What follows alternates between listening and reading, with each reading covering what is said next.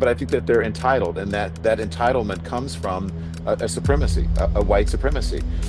Yeah, Don Lemon knew better than to go to a black church. He would have never tried that. It would have been a totally different scenario that would have happened. Totally different outcome. Because we don't play about stuff like that. You're not going to come in and you think he would have got an interview? Are you kidding me? He wouldn't have got past the aunties at the front. What do you think of this? I mean, this is unacceptable. It's shameful. It's shameful to interrupt a public gathering of Christians in worship. But there were folks who will say, I have to take care of my flock. Okay, but listen, we live there's a constitution in the First Amendment to freedom of speech and freedom to assemble and protest. So Pam Bondi, you want to come and arrest me? You want to come and give me charges? So be it. Today, Minnesota bracing for a statewide anti-ICE protest dubbed the Day of Truth and Freedom as state leaders continue to push back against the Trump administration's immigration efforts. Madeline Rivera is live in Washington with all the details. Hi, Maddie. Good morning, Carly and Todd. Organizers of today's protest are calling for a pause in economic activity. So that means no work, no school, no shopping, as they demand ICE to stop their operations in Minnesota. The protest comes a day after Vice President JD Vance visited Minneapolis, blaming state and local officials for the unrest in the city. I'll prove JD's point right now before he even starts talking. Why are schools closed? What do schools have to do with any of this? This is ridiculous. Ridiculous. To have superintendents shutting down school for this? For a protest against ICE? Who's enforcing federal law? And judges, even Democrat judges, have supported this? Meaning the ICE efforts? This is ridiculous. Local authorities have been told, do not cooperate. So these guys are trying to go out and enforce the law. They're trying to arrest sex offenders, but they're trying to do it in an environment where local officials have been told, do not help them, do not provide intelligence about where these sex offenders might be. This is disgraceful. And there are a lot of things that all of us could do better to lower the temperature. Meantime, acting ICE Director Todd Lyons is giving more details about the 5-year-old boy who was taken into custody by immigration agents. The photo has made the rounds on social media. The target of this operation was this boy's father. They went to pull the car over, and the father ran. He abandoned that child. So our officers and agents, they stayed behind. So the left has been running with this picture of this kid. Democratic officials say the latest example of that chaos is federal agents detaining a 5-year-old boy after school officials claimed the agents used the boy as bait to try to get his family to open their doors so they could detain people inside.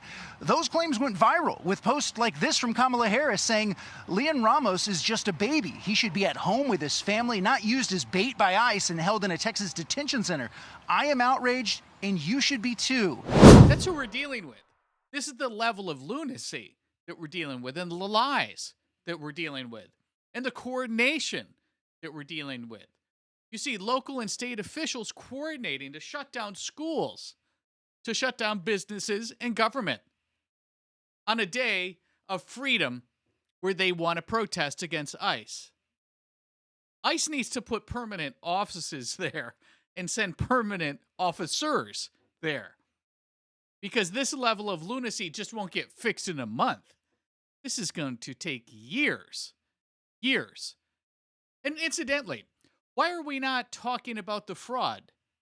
That's what they want, right? They want ICE and their distaste and distrust in ICE to be the mainstream headline. Versus what they were up to. The 9 to 19. $19 billion is the new number for the amount of fraud that they're targeting. It started at $1 billion, then it moved to $9 billion, and now it's somewhere between $9 and $19 billion in fraud. Get to that, I want to get to the breaking news we have just heard. The FBI has apparently just served subpoenas to several officials here in Minneapolis, including members of the office of Governor Tim Walz. Onto that protest now that disrupted a church service over the weekend. 3 people have been arrested. Minneapolis Mayor Jacob Frey saying this is a gross abuse of power. The federal government is picking and choosing who to investigate, going after protesters and not the person who shot and killed one of our neighbors. I'm calling for Nikima to be released immediately. You know, this guy is real interesting. He's actually the Gavin Newsom of the Midwest, if you haven't figured this out. He does have higher political aspirations. But what he's talking about is that you're literally dealing with people that are videotaping themselves breaking federal law, right? The FACE Act. Going into churches, breaking federal law, videotaping themselves doing that. And now Mayor Jacob Frey has an issue with that. And says that we're picking and choosing how we're applying the law. Well, if you're dumb enough to videotape yourself breaking the law, let's just start with that group of people. That's not picking and choosing. That's just picking the easiest. The easiest. You literally videotaped yourself doing this. Nikima is one of the protesters who was arrested. No charges, though, have been filed against Don Lemon, who maintains that he was at the service as a journalist.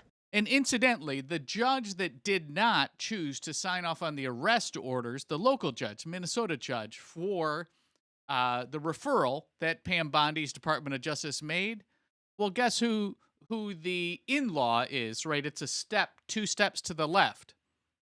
A.G. Ellison. Is named Douglas Miko, and his wife works as an assistant attorney general in Minnesota Attorney General Keith Ellison's office.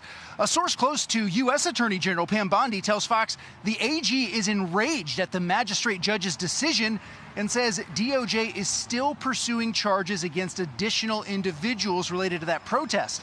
Minneapolis Mayor Jacob Frey and other Democratic leaders argue these prosecutions and the massive immigration enforcement operation are purely political theater. If this was about safety, then there would be a whole lot of opportunity to partner and do it. But this is not about safety. It's not even about immigration. What we are seeing right now is that this is political retribution. It's about causing chaos on our streets.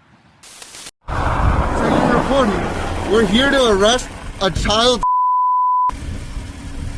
and you guys are out here honking. Oh, they're not. No, we're pressed. That vehicle right there is honking and impeding our investigations while we're trying to arrest a child. That's who you guys are protecting. Insane. People who are wearing the uniform now, you think they're patriots? I don't think so, especially those ICE agents. That's No, what I'm hell talking no. about. Yeah. Well, No, they're terrorists. They're traitors.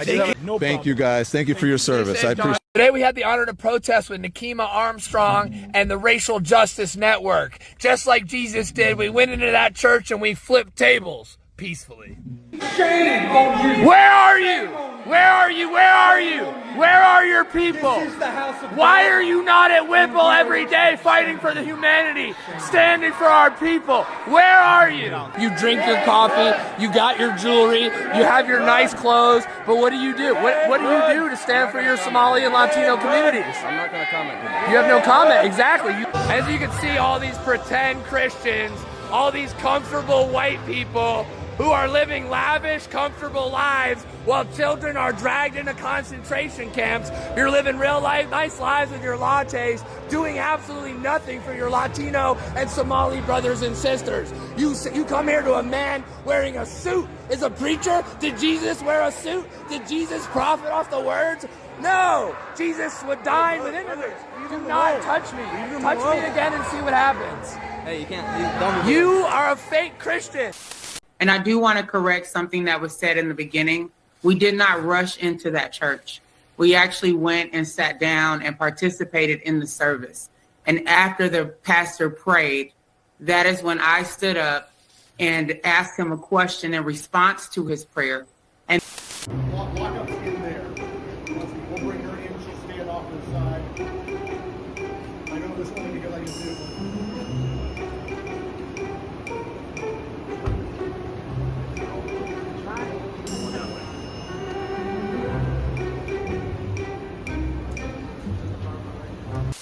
What makes Minneapolis different is that we have an influx of 3,000 federal agents on our street, and we're not the size of New York City or Los Angeles. What makes us different is we're seeing constitutional violations play out in real time. What makes us different is, yes, we do have residents that are beautifully standing up, supporting their neighbors.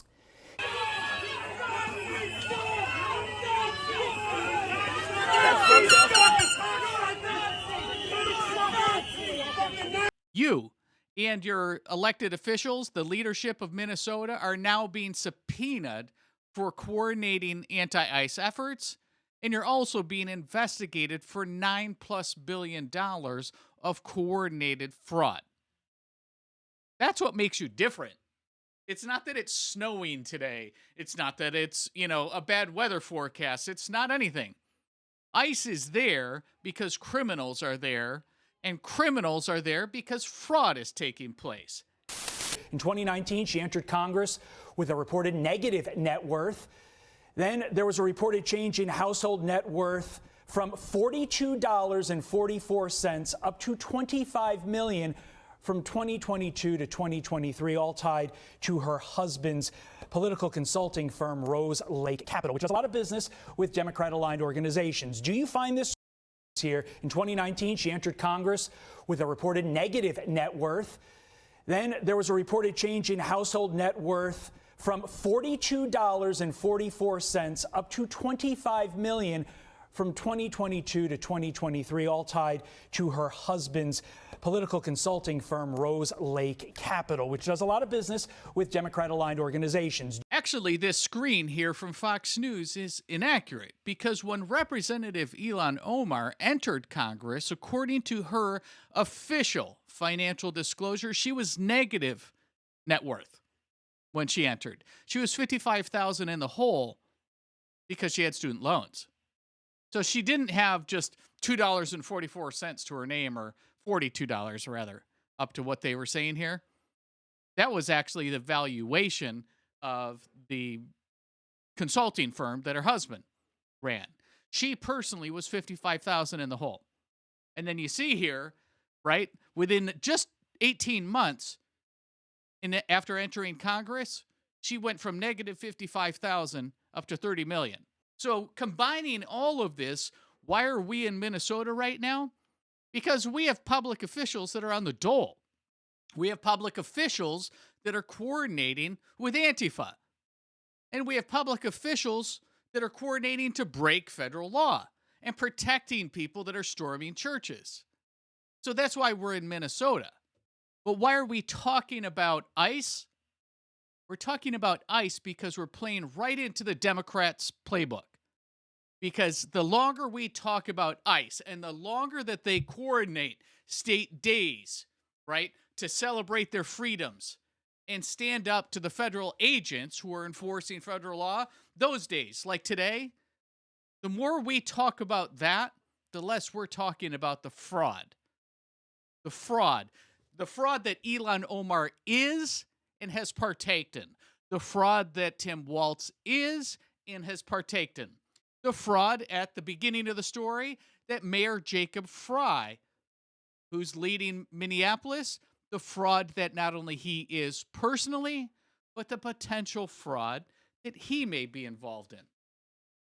Again, the fraud numbers that we're looking at started at $1 billion, went to $9 billion quick, and are now somewhere between $9 and $19 billion for Minnesota. What do you think is happening, incidentally, in New York, in California? These, the population of both of those states dwarf Minnesota. You think Minnesota's bad? Just wait. You ain't seen nothing. We won! Okay, let's go.